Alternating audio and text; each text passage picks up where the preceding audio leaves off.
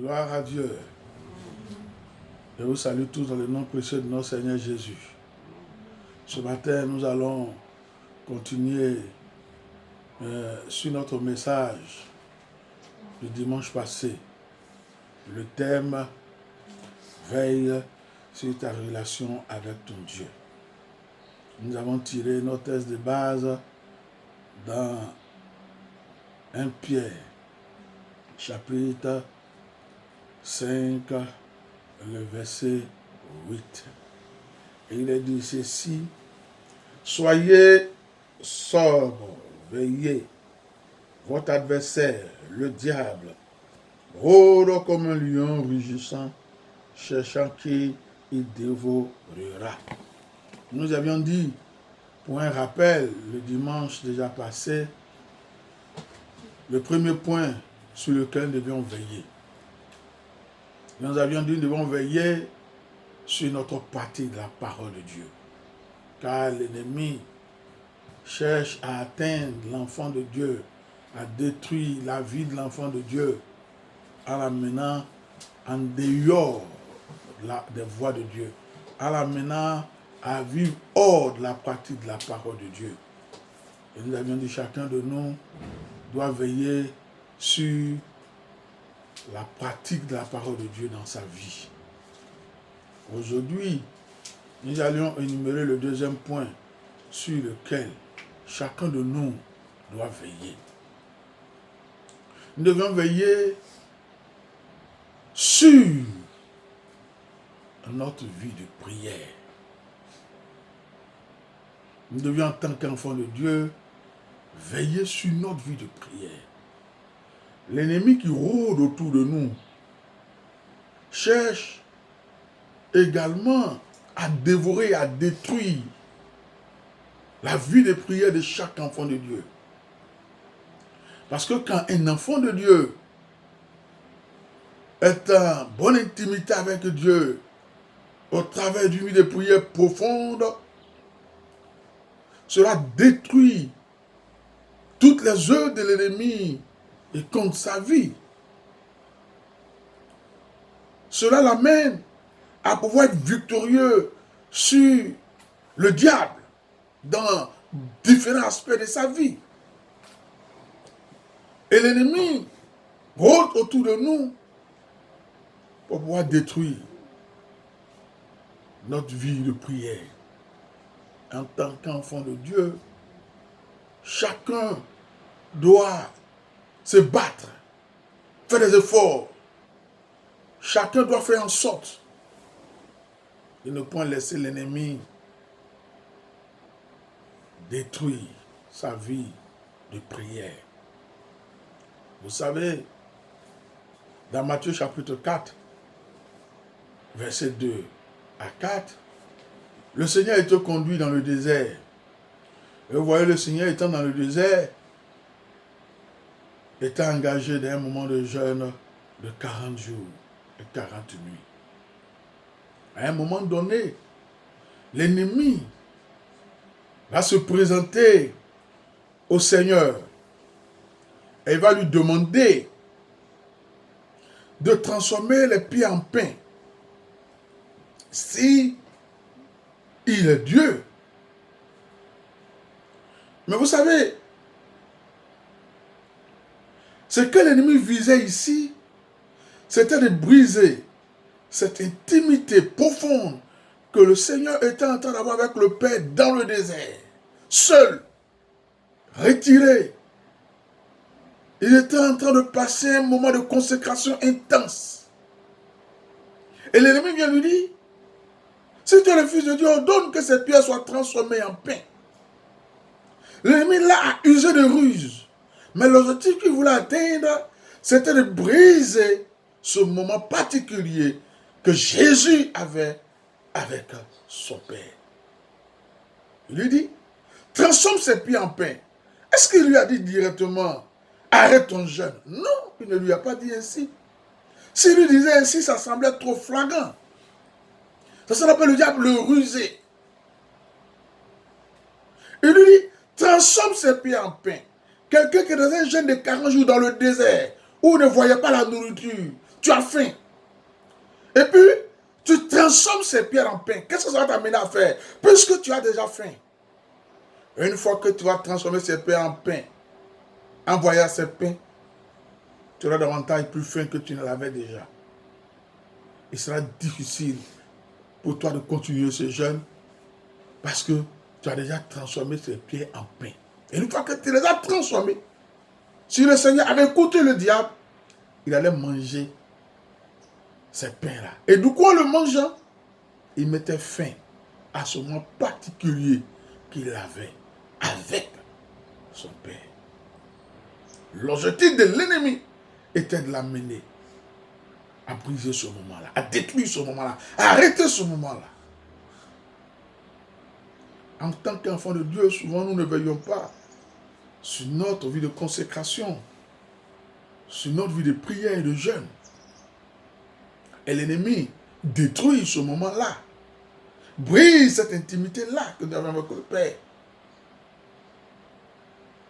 Et souvent quand nous programmons des moments de prière ou de jeûne, pour avoir une intimité personnelle avec Dieu, pour pousser dans notre présence avec Dieu, l'ennemi est déjà gêné, l'ennemi est déjà embêté, l'ennemi est déjà troublé. Parce qu'un chrétien qui a une communion personnelle avec Dieu, dans le jeûne, dans la prière, est un danger pour l'ennemi. L'ennemi a peur de ce genre de chrétiens-là. Et souvent quand nous programmons ce moment de jeûne, l'ennemi le matin il te dit, mange aujourd'hui. Tu n'as pas besoin de jeûner aujourd'hui. Tu vois les courses que tu as à faire. Tu vois tes activités qui sont au-devant de toi. Demain, tu pourras jeûner. Mais pour aujourd'hui, ce n'est pas la peine. Et l'ennemi en même temps nous disant ça, met au-devant de nous les réalités de ce qu'on devait effectivement faire le jour. Et nous présente ça comme pesant si on veut l'associer aux jeûnes et à la prière. Oh, et souvent nous trouvons que oui, c'est vrai. Et qu'on peut remettre ce moment de jeûne après. Et une fois que ce moment particulier qu'on devait avoir avec Dieu, on ne l'a pas. L'ennemi crie victoire. L'ennemi crie victoire dans son camp. Et notre cœur tombe dans une tristesse soudaine. Parce que le Saint-Esprit vient être attristé. Parce que nous venons de pouvoir perdre une bataille devant l'ennemi.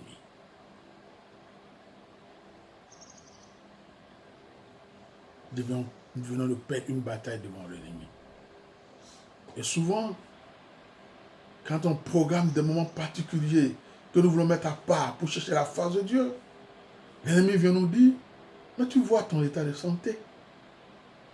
Ça ne te permet pas de pouvoir faire ce jeûne-là. Pourquoi es-tu pressé de pouvoir faire ce moment?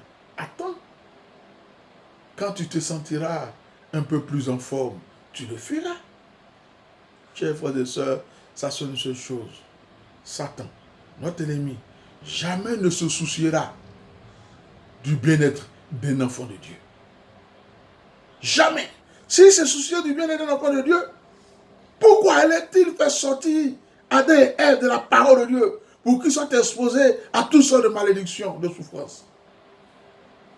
Satan ne se soucie jamais de notre santé. Au contraire, lui, il cherche à détruire cette santé-là.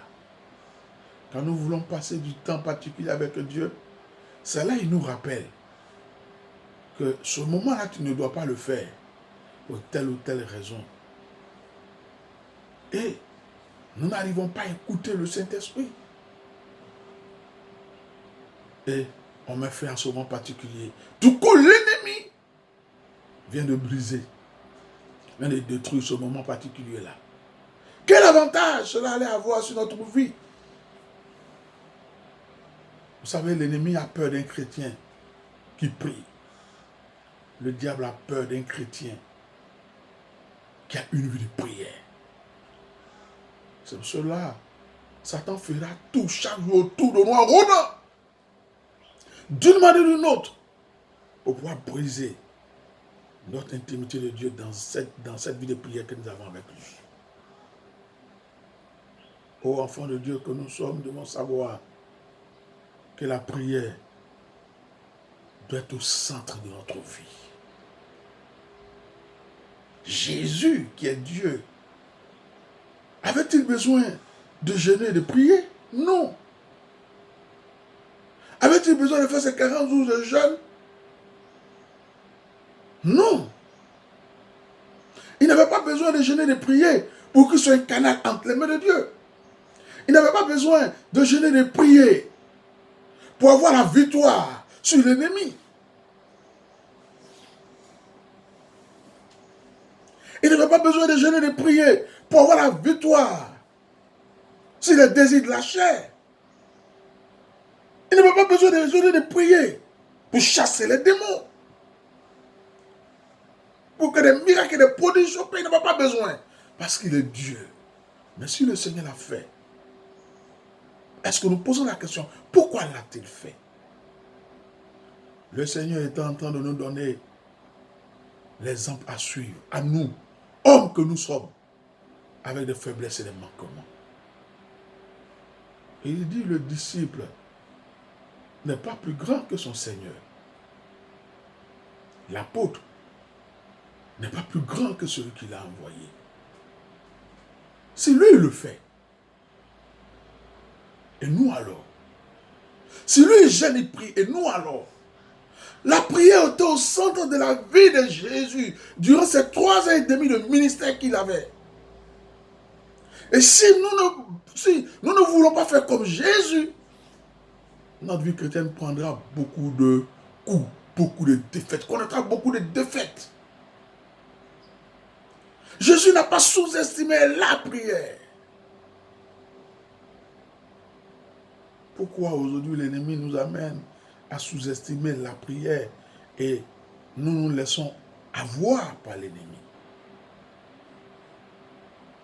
Dans Marc chapitre 1, le verset 35, nous voyons déjà avant le matin, tandis qu'il faisait encore très sombre, le Seigneur s'est levé, il a laissé ses disciples, il allait se mettre dans un lieu désert pour prier, pour chercher la face de Dieu avant le lever du jour, avant de vaquer à ses occupations qui étaient d'aller annoncer l'évangile, prier pour les malades, chasser les démons, annoncer le royaume de Dieu. Le Seigneur a pris le temps de prier. Ses disciples dormaient. Quand ils sont réveillés, ils ne l'ont pas vu, ils sont allés le chercher.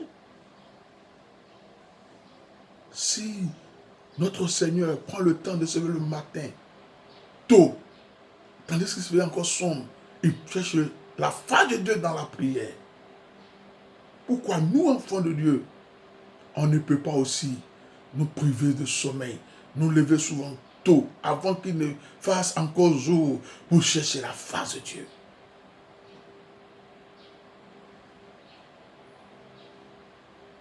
Le Seigneur l'a fait. Nous également, nous devons le faire.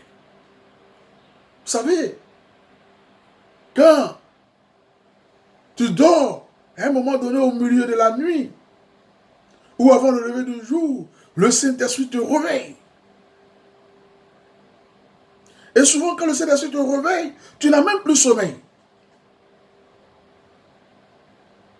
Et l'ennemi qui rôde autour de toi pour briser ta vie de prière vient, il dit, dors, repose-toi, tu es fatigué. Repose-toi, tu es fatigué. Demain, tu auras une rude journée. Si tu ne te reposes pas, tu seras malade. Repose-toi, tu as le temps de trouver un moment pour prier. Dans ces 24 heures-là. Tu as le temps. Et en enfant de Dieu qu'on est, on écoute souvent l'ennemi. Et on dort, on ne prie pas. Et lui, il se réjouit. Quand tu n'obéis pas au Saint-Esprit, tu te lèves pour prier. Toute la journée, les 24 heures là, l'ennemi ne te permettra plus d'avoir le temps de prier. Chers frères et sœurs, il nous faut comprendre que quand le Saint-Esprit nous réveille pour prier, il vient obéir au Saint-Esprit.